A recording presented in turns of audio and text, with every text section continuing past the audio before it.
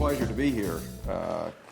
Let me start by making a personal statement. I'm personally, partisan-wise, a moderate Democrat, but really, I think in the broader sense of public policy, our governmental system in the United States constantly needs competition. So I didn't like Texas very much when I got here in 1966, and Democrats, mostly conservative Democrats, were running things. And I haven't liked it much in the 21st century when we've had conservative Republicans pretty much running things without much competition in the general election. But I think the problems for the state are more serious with the modern one-party system than was the case, say, in the 1950s or 60s. At least back then, in the election that mattered, which was the Democratic primary, there was very heavy participation. And the spectrum of voters in the state, while not matching the population, were much more representative of Texas in its racial, ethnic, urban, rural makeup in the Democratic primary than the situation we find ourselves in Texas in 2010, in a state where no Democrat has been elected statewide since 1994. All the justices on the high courts are Republicans. Both the state House and Senate have Republican leadership, and of course, again, all the state officials like the Attorney General and Governor are Republicans. And all are products, basically, of the Republican primary, since the Democrats haven't been competitive now for a decade and a half. And that's a disturbing primary to me as a citizen of our state. First, because participation is so very thin in the primary, and that's pretty much the condition across the country. But it's rare in a mega state for one party's primary to be the end-all and be-all. And our primary vote is particularly low, and especially low in Republican primaries since they become the dominant party. Again, when Democrats were running the state, a lot of people voted in the primary. But that's not happened as Republicans have become the dominant party. Until the most recent election, which featured an unprecedented contest between a sitting United States senator and a sitting governor, both of the Republican Party in the primary.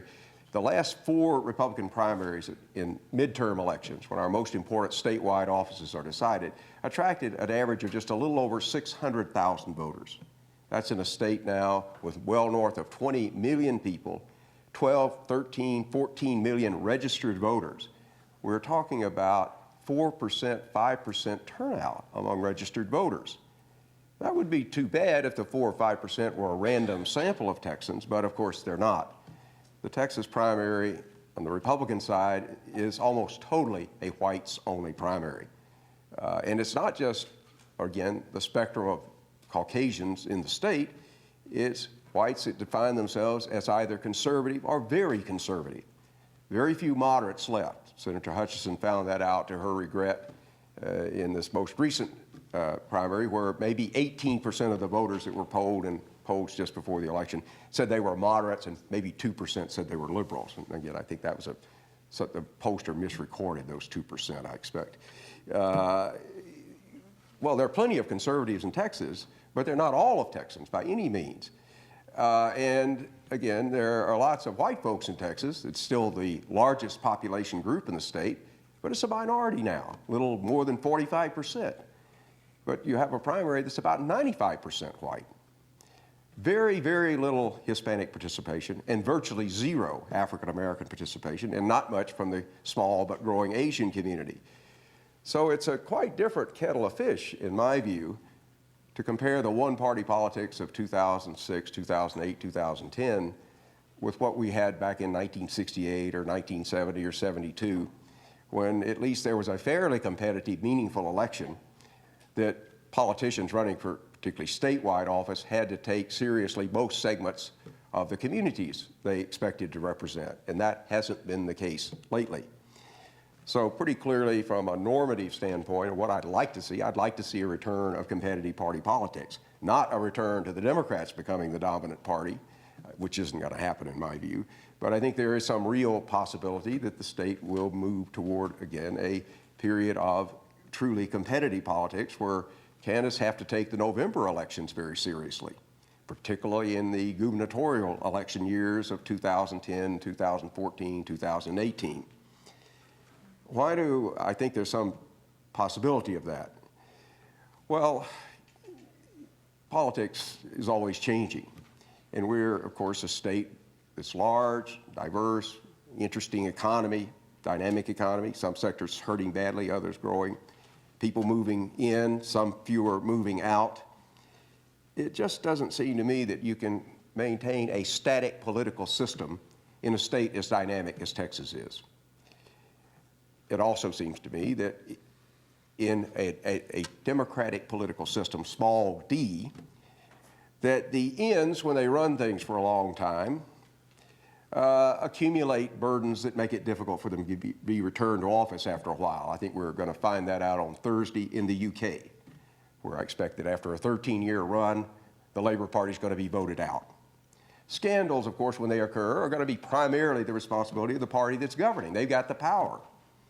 The party that's out is in a perfect position to be critical because they ain't got the responsibility when things go wrong. And there's no reason Texas should be exempt from that norm of democratic politics around the world, that after a while you wear your welcome out. I think also that the peculiar situation we have in Texas of a very unrepresentative primary, particularly in these gubernatorial years, is going to, in time, exact a significant price from the Republican Party. May do so even in 2010. We saw one of the consequences of the 2000 March primary this year, that an incumbent railroad commissioner who had actually been elected in a general election, not appointed as some others have been, was defeated in the primary. Mr. Carrillo. He didn't have a huge campaign war chest, but he had some money, maybe $600,000, and he hired some people and run some ads and so forth. He was beaten by a candidate who spent no money whatsoever. Now, my friend Paul Bettencourt, a fairly prominent Houston Republican, said, well, Carrillo ran a lousy campaign and he was sick and so forth. But hell, the other guy didn't run any campaign at all. He just put his name on the ballot. But his name was a common Anglo-Saxon name. And he got 61% of the vote by doing nothing. He has no visible qualifications for going on the Railroad Commission. His background's more CPA, financial, and creates some possibility the Democrats may actually win an election at that level in 2010. But that result was noted by Hispanic voters around the state that are attentive to our political system. In Harris County, the Republican Party had to replace Mr. Bettencourt, who resigned to pursue other ventures, more lucrative employment. And the Commissioner's Court appointed Leo Vasquez to fill that important tax assessor collector and registrar of voters position, as it works in Harris County. And again, he was challenged by a Tea Party Anglo-Republican with much less money who beat him decisively in the primary. Well, we all know the biggest change going on in our population is the tremendous growth of the Hispanic population. That if you look at the present population, we think it will be around 36% in the census we're trying to get finished up right now.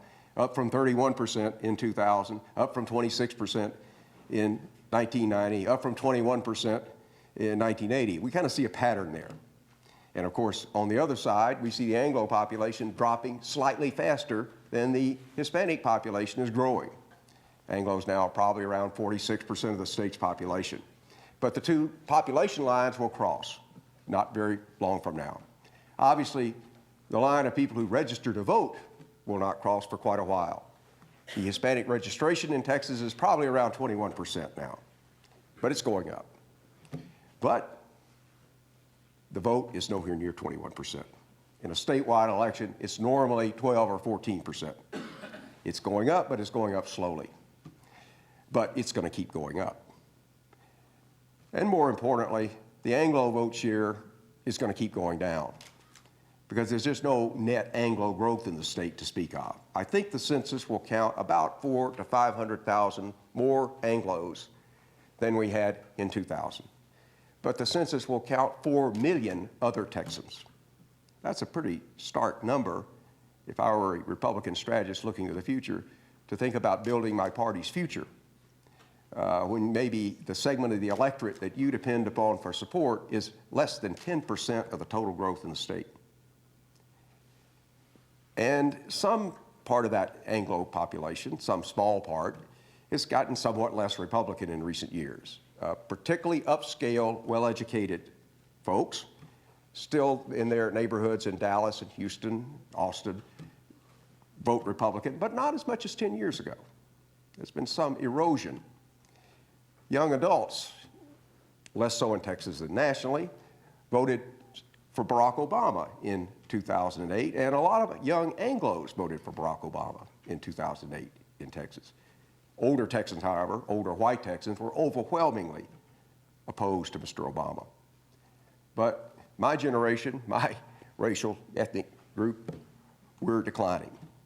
I wouldn't want to base a political party on 3 million Dick Murrays in Texas' future. We ain't going to be around. And unlike in Chicago, when you die in Texas, you generally quit voting. So you can't count on the late returns bailing you out anymore. So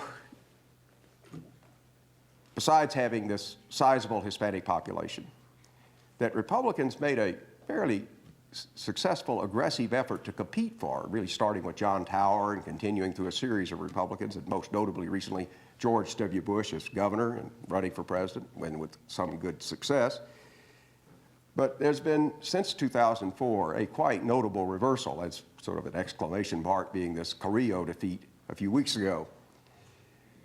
The rise within the Republican Party, most notably in the last year, of the Tea Party movement has, of course, some significant short-term potential. Governor Perry sensed that trend very early, got out in front of it, and it helped him dispose of this unprecedented challenge from the senior senator, who was considerably more popular with voters in general. But the Tea Party folks don't have much interest in diversification or expanding the reach of their party, particularly to folks who don't look like themselves. And that includes our Hispanic Texans and, of course, African Americans, a smaller population, but politically mobilized by Barack Obama in 2008. So the demographics get more complicated, which gives Democrats some opportunity, even in this election cycle, to be competitive. Clearly, they face quite major obstacles, however. The National Party has effectively written Texas off since 1990. Bill Clinton, who knew Texas well, he had been here in 1972 and, of course, grew up in an adjacent state, and his advisors figured out that however much emotionally Bill Clinton wanted to contest Texas 18 years ago, it didn't make any sense to do so. And he passed on the state, and no major Democratic resources have been invested in Texas since. And maybe the Obama administration, in a midterm demonstration project, might decide to do a little bit here. It's the biggest load of unexploited Hispanic voters left in America that the Democrats haven't gotten more mobilized. But we can't expect in 2012, if President Obama is a candidate for re-election, that he's going to devote much effort, energy, or money to this state, because the simple arithmetic of modern American electoral politics is Democrats don't need Texas. If you win Texas, hell, you're winning 47 other states, and it becomes who cares. Maybe to demonstrate an electoral landslide, you might play here, but that seems unlikely. So any Democrat in a nationally competitive election is going to pour resources elsewhere. And that means the transfer of money will be from Texans to some other place, Virginia, New Mexico, Colorado. Short term, of course, Mr. Obama is the president, and he is a high visibility, extremely active president and a polarizing president, despite his efforts to tone down that rhetoric and I think sincerely try to reduce some of the red-blue sharp differences in Washington. He's been largely frustrated, like George W. Bush was, by that. And Texas is a very polarized state, and we didn't vote for Barack Obama. We gave him about 44% of the vote versus 53% nationally, 54% if you take Texas out of the mix. And he's less popular here than in the country as a whole. So anybody that's going to be voting on who's running things in Washington, President Obama, or particularly the Democrats in the Senate and the House, not going to vote Democratic here in Texas. That's going to be a burden. And certainly Governor Perry and other Republicans with very talented campaign people understand that. And the governor, especially, is just coming off a quite successful campaign season of running against Washington. And there's no reason to think that won't be a major strategy, and with good potential for success in 2010. And of course, the Democrats face the problem of having lost every statewide election since 1994. They got no statewide bench. And thus, your candidates have to start from scratch, unless for some reason or the other they're already well known and famous. That, I guess, would be some sports figure, but the Democrats haven't been successful in attracting any of those people, or they've not been interested or whatever. Still, there's some possibility the Democrats can make this a competitive year. A lot of things have to break in their favor. Nationally, they certainly need some improvement in the economy over the next 6 months. And that improvement needs to be pretty visible to voters, my profession suggests, by July or August, if it's going to make much difference as the voters that are movable, persuadable, start sorting themselves out around Labor Day. There's been a couple of green shoots lately. A poll yesterday said now you got more people thinking the economy is improving than deteriorating. That's still only 41%. But maybe the economy turns around some, maybe it doesn't. None of us can predict the economy. My friends, the economists, have certainly proved that by their missing the boat in the last 4 or 5 years very badly. But almost certainly, we're going to still have a weak economy with very high unemployment numbers. But it can be even weaker or a little bit stronger. Obviously, the Democrats need better economic news. Republicans benefit from worse news. We've had some local setbacks in Texas, losing some plants or companies that won't help at the margins. But probably the broader economy is more driven by global forces now. And again, who knows how those will play out. The Democratic problem in Texas is particularly difficult in midterm elections because all over the country, a lot fewer people vote when the president's not on the ballot than when the big job is up. We've been gaining in presidential years about 750,000 more voters every cycle. So we've now got our vote up to over 8 million, and we'll probably come pretty close to 9 million in 2012. But we know we'll come nowhere near that in the midterm elections that we're going to see this fall. That we'll probably have about 5.5 million voters. So we'll drop 2.5, maybe even 3 million in absolute numbers. We'll gain a few new voters, but we'll drop out many, many presidential voters. And the voters who tend to drop out are more likely to be Democratic than Republican. Barack Obama particularly did awfully well with voters under 30, and they turned out pretty decently. He, of course, also did very, very well with African-American voters. In our last midterm election in 2006, African-American vote was incredibly light, terrifically low. That's why Chris Bell, a native of Houston, couldn't carry Harris County against Rick Perry. So Democrats have a major problem in midterm elections. Their vote's more difficult to mobilize. African Americans, and particularly the large and growing Hispanic vote. And while Obama, as mentioned today in a talk earlier, clearly brought a lot of pluses to the table in Texas for the Democrats, as well as minuses, and he netted out some gain for the party in 2008, he didn't do much in the Hispanic community.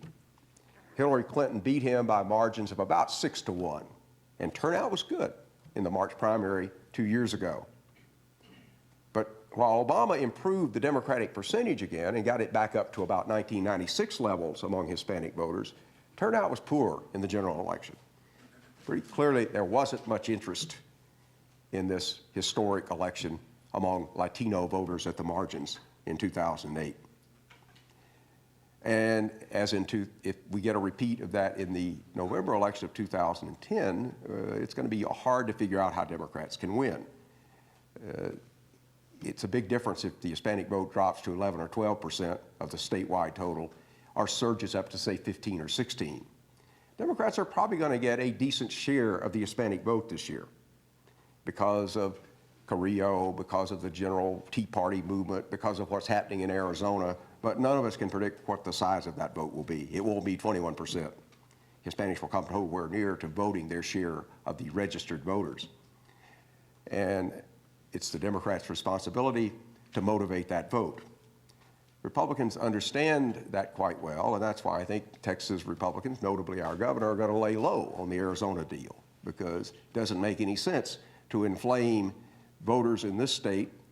The Tea Partiers are already stirred up. They're telling everybody they're eager to vote. Can't we have the election next week?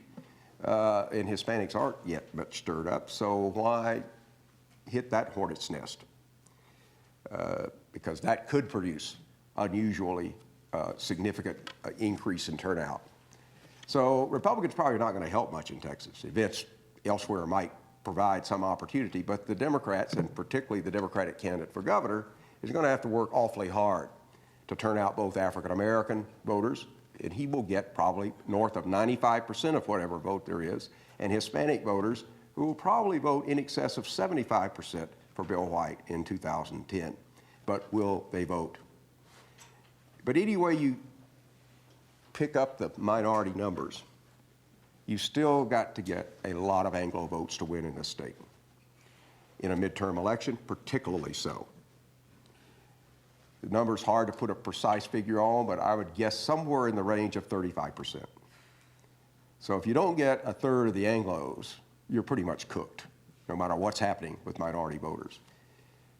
Back in 2002, when we had the best funded Democrat in the history of the state running, Tony Sanchez, spending mostly personal money, he got close to 20%. He did absolutely horrible among Anglo voters. Chris Bell did only slightly better.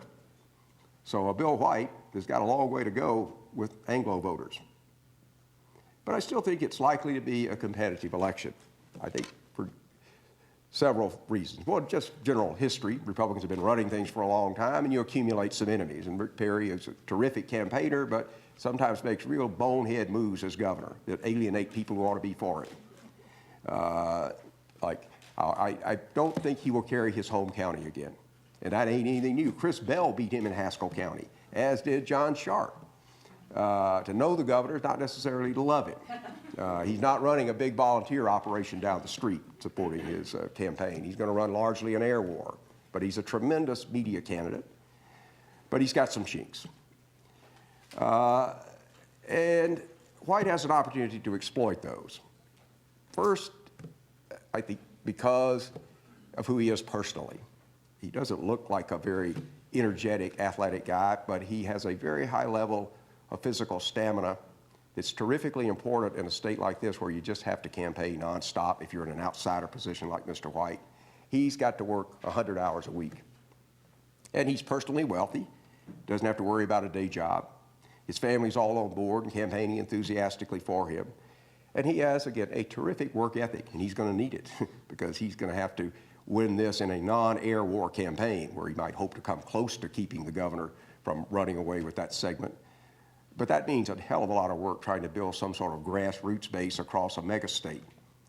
He benefited by running all last year under the kind of pseudo-Senate campaign that, of course, morphed at the critical moment into the governor campaign. But he did have those bumper stickers that were capable of easily switching. It was Bill White for Texas, not Bill White for Senate.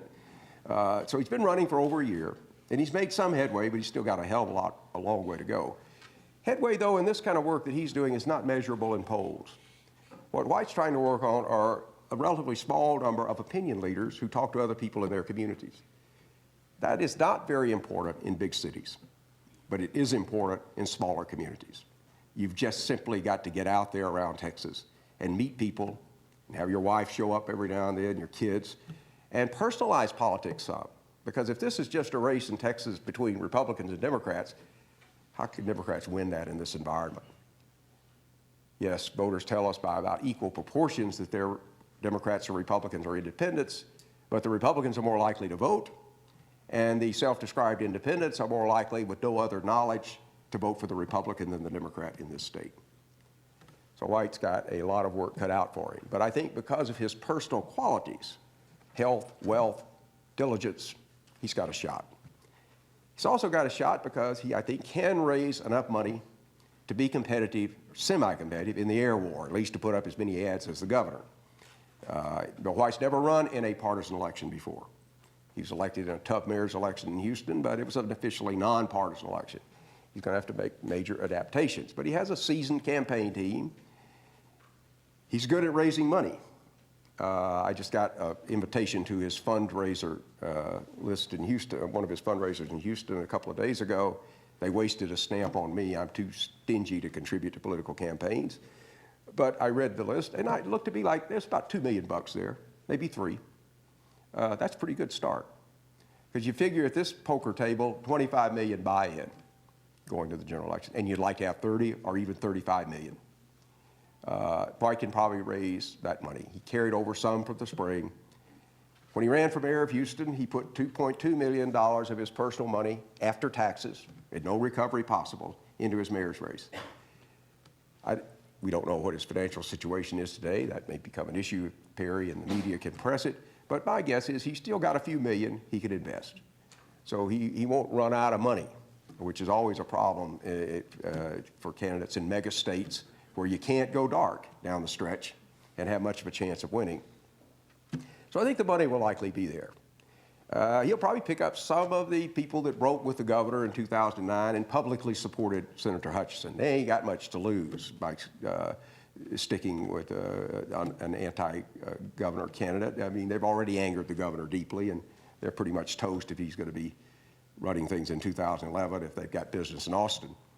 And White's, being around rich people for the last 20 years of his life, has smoozed a lot of them, and I think has a pretty good chance of peeling off some normally Republican money and a few Republicans publicly to support his candidacy. But he's got to thread the eye of the needle because he's got so many of these different challenges. He's got to stay out there on the trail every day, every week. He's got to raise money. He's got to try to figure out a campaign strategy against someone who has never lost a statewide race or any race in Texas. That's a terrific winning streak that Rick Perry's compiled. Even George W. Bush lost his first race back in 1982, I guess. And again, while Perry occasionally makes significant missteps in office, he's generally avoided them when he's a candidate for public office.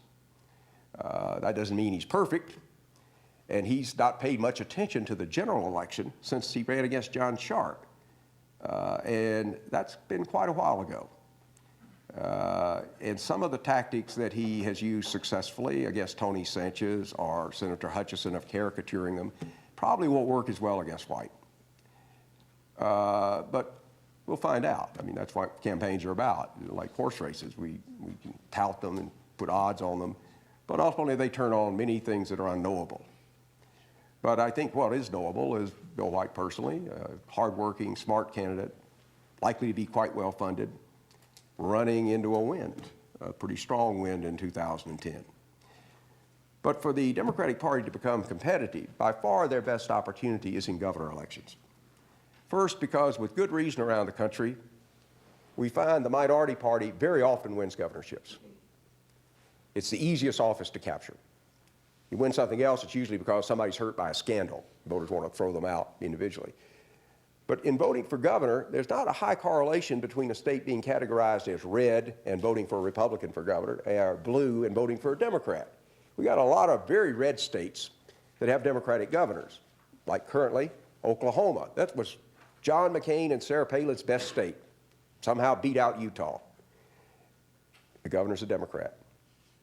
New York, one of the bluest of states, had a Republican governor for 12 of the last 14 years and could elect another one if they find a decent candidate in 2010.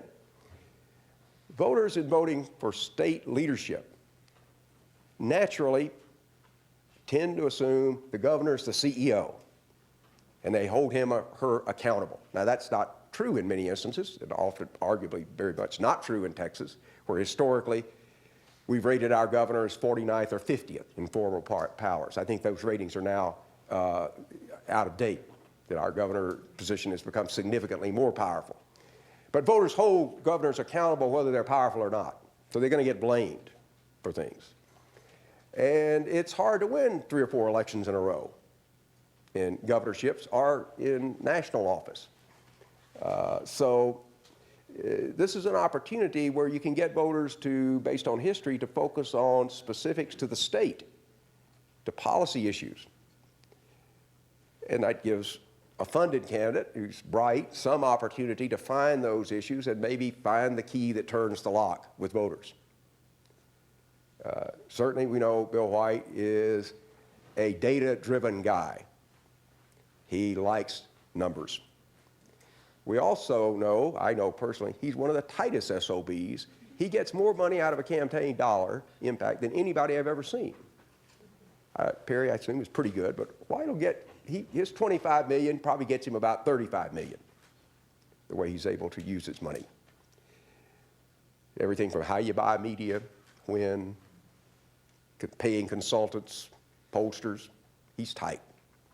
That's important in a mega state, where again, you've got to have money down that critical 60-day stretch to be competitive. So winning the governorship is important because it's a big office symbolically, and it changes the climate for the media and for the political cognoscenti that follow. And suddenly they stop talking about a state being a one-party state, and they start talking about, well, it's more competitive. But there's also something about the Texas governorship that makes it uniquely important for a minority party to build on, because of the vast over-time appointee powers. Bill Clements used that very effectively from 1979 through 1982 to build a state Republican Party. Republicans had been fairly competitive. John Tower had been winning Senate elections since 1961. But Bill Clements really provided the base, it seems to be, for the Republican Party to grow here into the success in the 1990s and the early 21st century.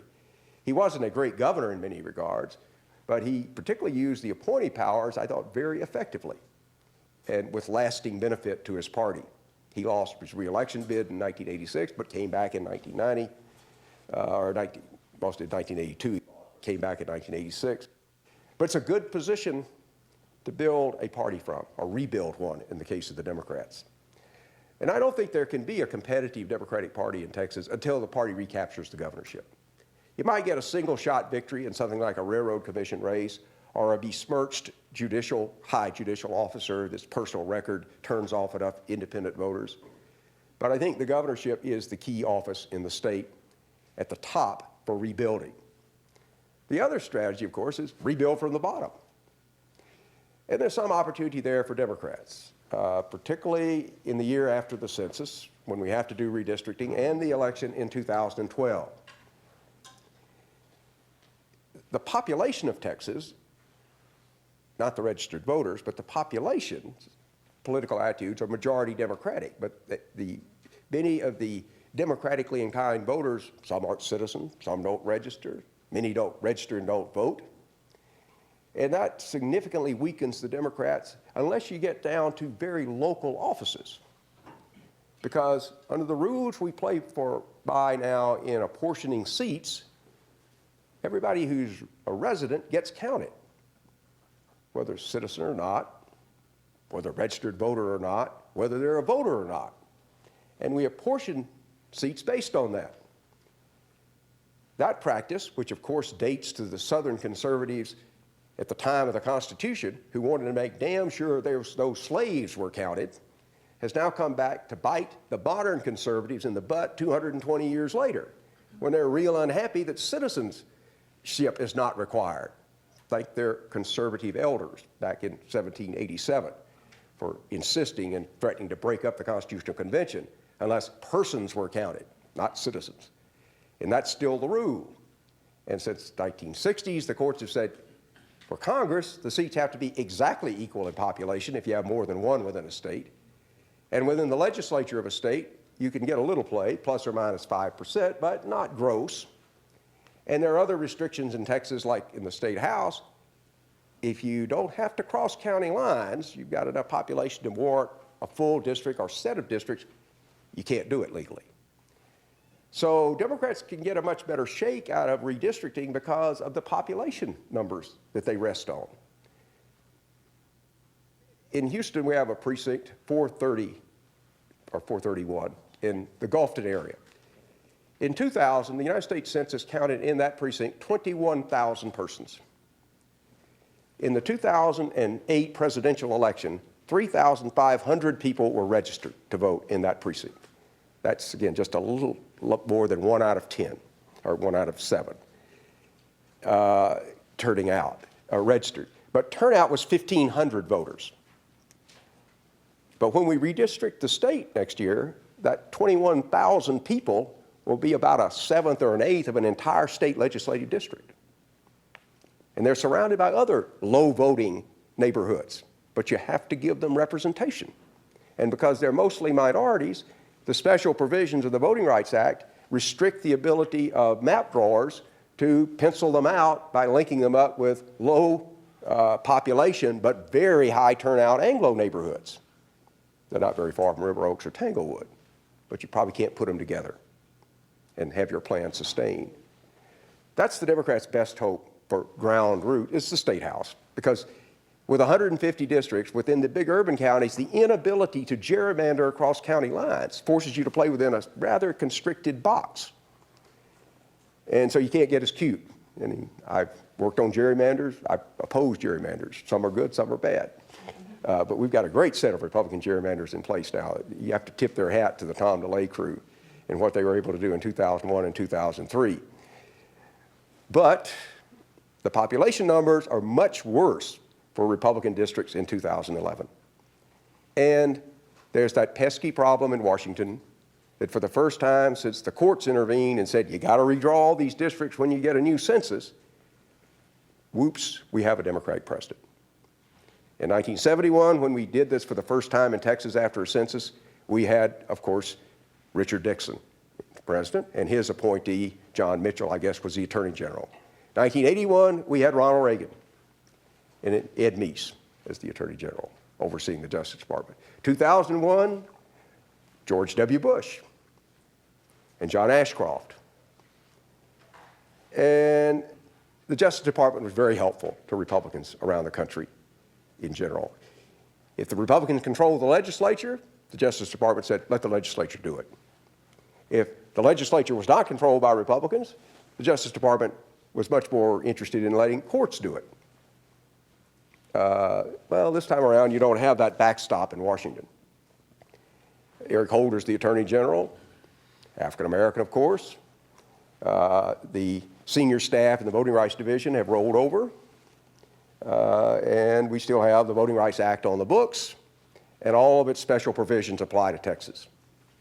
And where that most matters is in state house districts, because you can't get very cute here. And my view is the one thing that's likely inevitable in terms of a Democratic comeback over the decade, not in 2010 for sure, or even 2012 possibly, is I don't see how even under the circumstances prevailing now, the Republicans can retain a House majority through 2020. That the State House of Texas, the House of Representatives, will almost certainly have a Democratic majority and a Democratic speaker after the 2016 or 18 elections. And once that happens, it's not likely to be reversed, because the census of 2020 is going to count virtually no more Anglos than we count in Texas in 2010. And we expect somewhere between 4 and 6 million other Texans to be counted.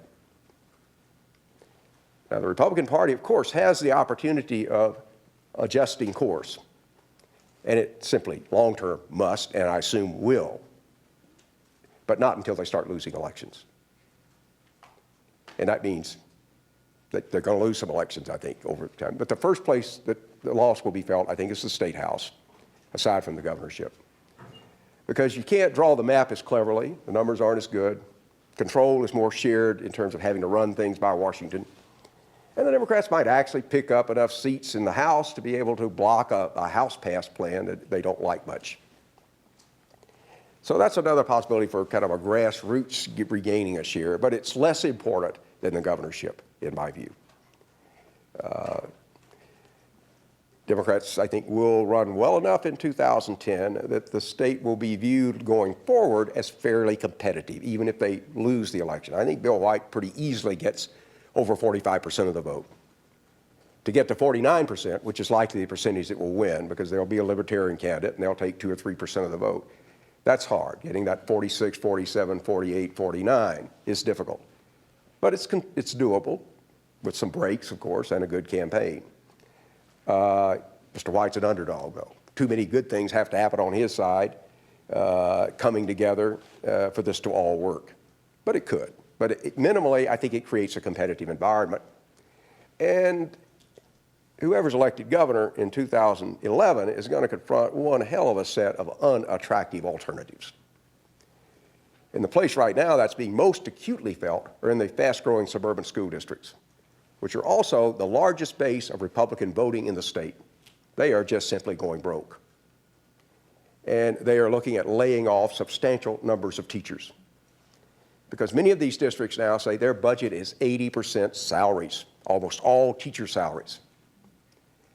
And while these voters are conservative, they are relatively progressive on public education. They moved into these districts for their kids to have an opportunity at a good education and an opportunity to get into good universities, starting with this one, of course, and others around the state.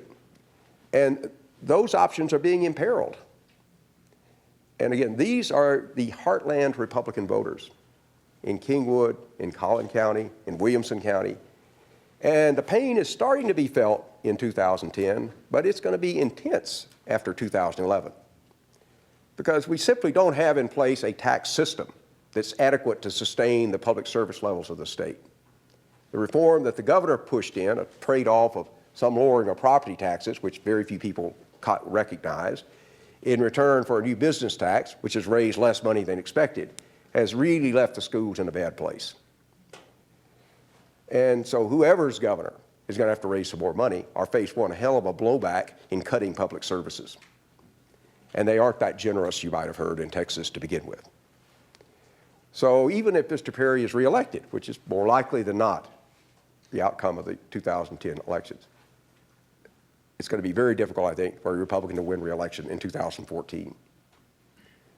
Because by then, the accumulation of problems, particularly the fiscal crisis the state's going to be facing, I think it's going to make it hard for any incumbent to successfully run again. And in an open seat election, a Republican would not start the election with any significant advantage. So I think there's a pretty good chance in the relatively near future that the state's politics will shift back toward a much more competitive mode. And I think these changes are almost always discounted until they happen. There's something called anchor bias when we try to look forward to the future. We mostly base it on what we're anchored to in the recent past. We tend to assume that what's happened lately, the last election or two or three, is going to what's happened in the next two or three. And that's probably day in and day out, not a bad way of thinking, but it doesn't do justice to the way the world really works. Changes do come. And they're very often not foreseen by experts in the area because they are so locked into this anchor bias. To take a couple of examples, look at how fast the Southern way of life centered on the color line fell apart and how fast it did politically. One of my favorite authors is V.O. Key, Vladimir Orlando Key, Jr. from West Texas, who went on to be a distinguished professor at Johns Hopkins and Harvard. He wrote a great book called Southern Politics. It's still a wonderful read, chapter by chapter on the 11 old Confederate states. He's writing in the late 40s, and he did some updating in the 1950s. He did not foresee the change coming in addressing what he called the Negro problem, the problem of deep, pervasive racism across the southern states. Not as bad in Texas, but incredibly severe. He died in the 1960s just as the enormous changes were starting to occur. He had no idea that a Texan like Lyndon Johnson would preside over the passage of the Civil Rights Act and the Voting Rights Act and the Fair Housing Act in the 1960s. He just thought, we're talking about something that's going to take generations to change. But it didn't. Change came, it came very rapidly and was not foreseen by very many political scientists. I also have a lot of colleagues that study Russian politics, or for many years, Soviet politics. And they wrote numerous books and articles in the 1970s and 1980s, and damn few of them foresaw the collapse of the Soviet Union at the end of the 1980s. They were surprised and shocked by it. This was such an abrupt change, they just couldn't imagine it happening the way it did. So change does come in life, for better or worse. But it's not easy to predict when it comes.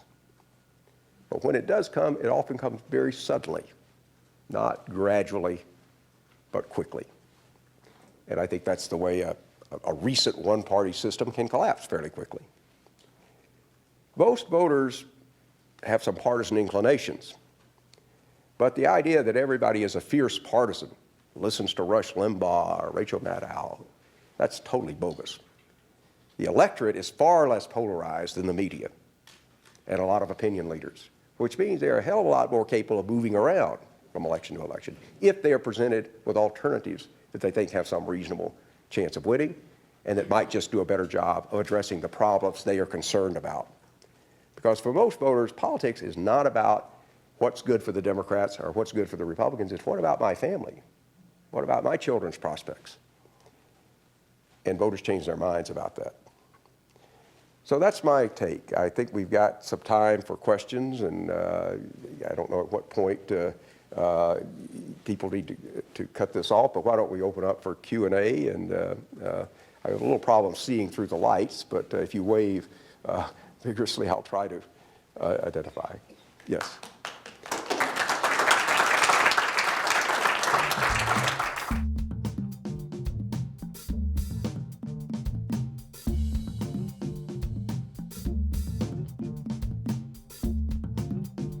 I think with a different set of electoral rules, there would be a tremendous opportunity for a third party, or maybe even more parties than three. But you run into that terribly biased American electoral system that the framers, to some extent, gave us with things like the Electoral College, where Mr. Perot got nearly 20% of the vote and got absolutely no electoral votes, and that has been embellished by the Democrats and Republicans who've totally dominated our elections since the Civil War. The parties may disagree vigorously about a lot of things, but they like those election rules because they make it extraordinarily difficult for independent or third-party candidates to have any real chance of winning. Now, if you're a very rich billionaire and our legal rules allow you to spend your own money, you can run for a top job like mayor of New York, or governor, or president of the United States, and if you can self-finance, you might actually beat the big party guys. But you better have billions. You've got to largely fund your own race. So a grassroots-driven third party runs into this terrible problem in American politics. Our elections are enormously expensive. Where do you get the money? You can probably find people, activists, committed, folks unhappy with the system, but the investors, they go with the big guys. As they like to say, losers don't legislate. And we stick with the incumbents. So there's a huge financial bias favoring the parties, major party candidates, plus the electoral rules themselves are extremely discriminatory. You know, with this election Thursday in Britain, and their system is also discriminatory, but not as severely as ours, they may shake the system up, but we're harder to change than the UK. Much of our system is embedded in our Constitution. How in the hell do you change that? We've only done it 16 times since the framers disbanded. So I'm not sanguine. It's not that the public is in love with the two parties. Lots of states' independent registration is going up sharply, and more people are telling us in self-identity that they're independents.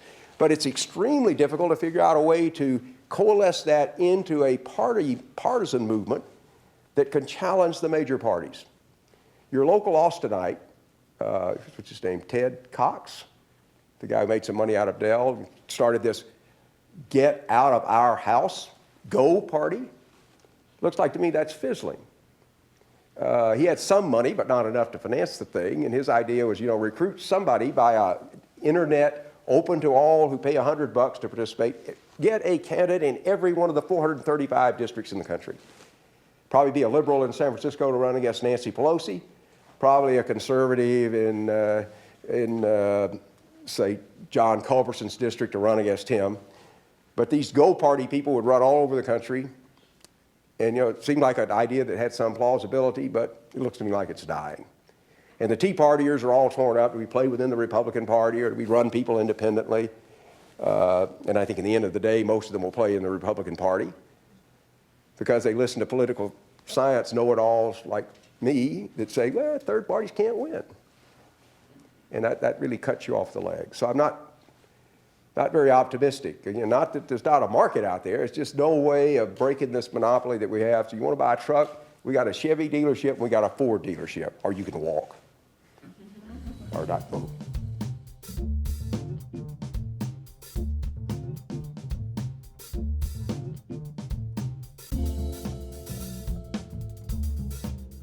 There's some evidence of candidates, Latino candidates significantly increasing Hispanic participation. We saw that with Henry Cisneros starting out in San Antonio, a community that had a lot of Hispanics, but not very many people who voted in city elections, and he turned that around. And he had the potential to do that in Texas.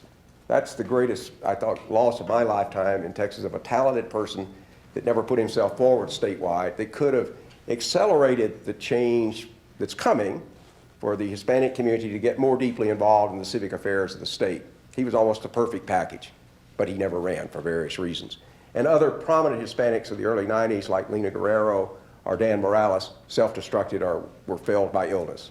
So you've had this vacuum of leadership. And correctly, I think you point out, that's not going to last much longer. You've got a whole bunch of well-educated, ambitious, talented Hispanics around the country, Dallas, Houston, San Antonio.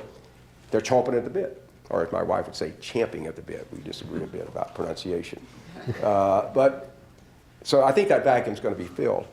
And it's one of the elements that's critically important. The other thing that mobilizes Latinos, we saw after 1994 in California, attacking the community in what is viewed as an unfair fashion. When Pete Wilson ran a hardball campaign against Ms. Brown, the sister of Jerry, who was the Democratic candidate, Kathleen Brown was the Democratic candidate that year, and Wilson thought he might lose and he wanted to run for president. So he unleashed a fierce anti-immigrant campaign. You know, ads from old movie clips of people jumping off trains and running into the bushes, obviously dark-complected people, and a voiceover saying, they just keep coming. Very ominous. Well, he won. He probably would have won anyway. It turned out to be a great year for Republicans. But it was noticed in the Latino communities and, to a lesser degree, the Asian communities. And the long and now almost fatal decline of the California Republican Party, I think, was significantly contributed to by the fact that Pete Wilson really alienated Latino voters. And it's changed the politics of California. So it can be a negative factor or a positive factor that mobilizes a particularly attractive candidate. Look at what Barack Obama did in the African American communities. Much of the leadership was for Hillary Clinton, of course, in 2007. But once the voting started where there were African Americans, he won overwhelmingly, but he produced astounding turnout. And we saw that in Texas here. Obama, of course, campaigned vigorously in the spring in a make-or-break primary for Hillary Clinton. And there was terrific black turnout then, but there was also terrific black turnout in November with no campaign effort really by the Obama camp. He had mobilized that sleeping giant community and just about got maximum participation. And there are many more degrees of freedom for Latinos who are registered to vote than for any other group in Texas because they have consistently the lowest turnout in elections. They've already gotten over that first set of barriers, citizen, registered, but that third critical element, getting to the polls, is still a major problem. And leadership can make a difference there. We're probably looking, I think, at 4, 6, 8 years before this next crop of Hispanic leaders reach prominence. But I think we'll see them before 2020.